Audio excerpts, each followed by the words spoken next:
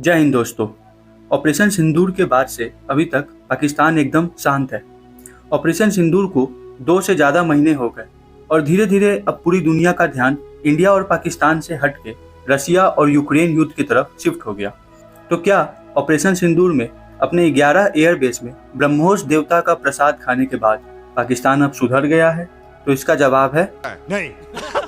दोस्तों, ये बात हर हिंदुस्तानी को पता है कि पाकिस्तान कभी नहीं सुधर सकता और एक बार फिर से पाकिस्तान ने ये बात सही साबित की है। पाकिस्तान इंडिया पे एक बहुत बड़े हमले की तैयारी कर रहा है और इस बार पाकिस्तान इंडिया में चारों तरफ से अटैक करने की तैयारी में है। तो चलिए पूरा गेम समझते हैं। ऑपरेशन सिंदूर के टाइम इंडियन एयरफोर्स ने पाकिस्तान के जिन टेरर कैंप्स पे बॉम्ब बरसाए थे, उन सारे टेरर कैंप्स को पाकिस्तान ने केवल 3 महीने में रिबिल्ड कर लिया है। दोस्तों, इंडिया टुडे ने एक रिपोर्ट पब्लिश की जिसमें बताया गया कि केवल 3 महीने में पाकिस्तान ने पीओके में 15 से ज़्यादा टेरर कैंप्स बनाए हैं। 3 महीने में 15 टेरर कैंप्स बनाना कोई नॉर्मल बात नहीं है। आज से पहले इतनी तेजी से कभी ये कैंप नहीं बनाए गए।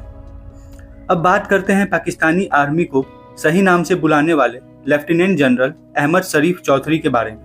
Pakistan Armed Forces, that was with the armed forces, and the armed forces and the people of Pakistan. घबराने की जरूरत नहीं है। आपकी armed forces are fully alert. आपने देखा तो पाकिस्तान आर्म्ड फोर्सेस के रचयिता इन भाई साहब ने कल द इकोनॉमिस्ट को एक इंटरव्यू दिया।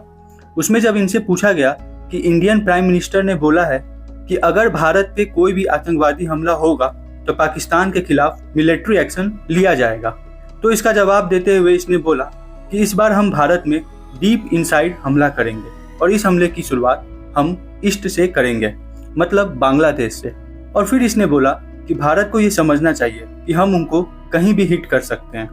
अब दोस्तों, ये टॉपिक बहुत सीरियस है, हम सब इसको इग्नोर नहीं कर सकते क्योंकि बहुत हद तक ये बात सच हो सकी है। हम सब जानते हैं जब से बांग्लादेश में मोहम्मद यूनुस की सरकार आई है तब से भारत और बांग्लादेश के रिश्ते काफी खराब हुए हैं। बांग्लादेश में डेली हिंदुओं का रेप मर्डर हो रहा है।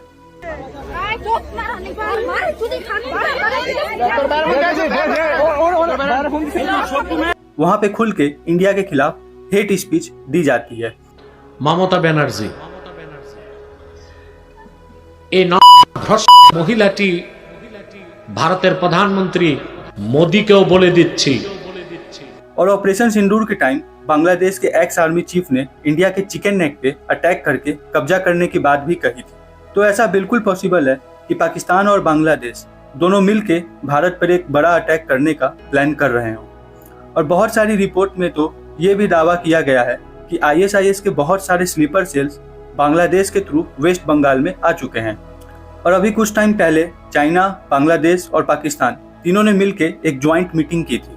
तो चाइना का भी इनको फुल सपोर्ट है और जब भी लड़ाई होगी तो चाइना इनको पीछे से फुल सपोर्ट करेगा और इंडियन आर्मी के सारी मूवमेंट का इंफॉर्मेशन सैटेलाइट इमेजेस के थ्रू पाकिस्तान को देगा। इसके अलावा पाकिस्तान को तुर्की का भी फुल सपोर्ट है। तुर्की इस बार ड्रोन्स के साथ साथ अपनी हाइपरसोनिक मिसाइल्स भी पाकिस्तान को दे सकता है। अब दोस्तों, इस बार ट्रम्प भी पाकिस्तान को फुल सपोर्ट करेंगे क्योंकि सीज फायर का क्रेडिट इंडिया ने उनसे छीन लिया था। अब इन सब खतरों के कारण ही भारत हथियारों की खरीदारी इतनी तेजी से कर रहा है ताकि पाकिस्तान, बांग्लादेश और चाइना तीनों मिलके अगर एक साथ अटैक करे तो भी हमारी इंडियन आर्मी इनको इनकी औकात बता सके। अब इन्हीं खतरों को देखते हुए कल भारत के CDS अनिल चौहान ने दिल्ली के मैनिक शो सेंटर में अपने स्पीच में बोला कि हमारी सेना को अब पाकिस्तान के किसी भी गलत हरकत का जवाब देने के लिए हर समय तैयार रहना होगा। इसके बाद उन्होंने बोला, हमें अब पाकिस्तान की सेना और आतंकवादियों से लड़ने के लिए आर्मी कैंप्स बनाने होंगे जो कि न्यूक्लियर विकल्पों के बीच हो। यहाँ पे उन्होंने न्यूक्लियर अटैक की बात कही और इसके बाद उन्होंने बोला कि देश को अब पूरे तरीके से तैयार रहना चाहिए और सेना को 24 घंटे चौकन्ना रहना होगा। इससे साफ पता चलता है कि इंडियन आर्मी भी पूरी तरह से तैयार है। तो दोस्तों, अब आप कमेंट करके जरूर बताएं कि भारत को अब क्या करना चाहिए और हमारे चैनल को सब्सक्राइब जरूर करें। धन्यवाद।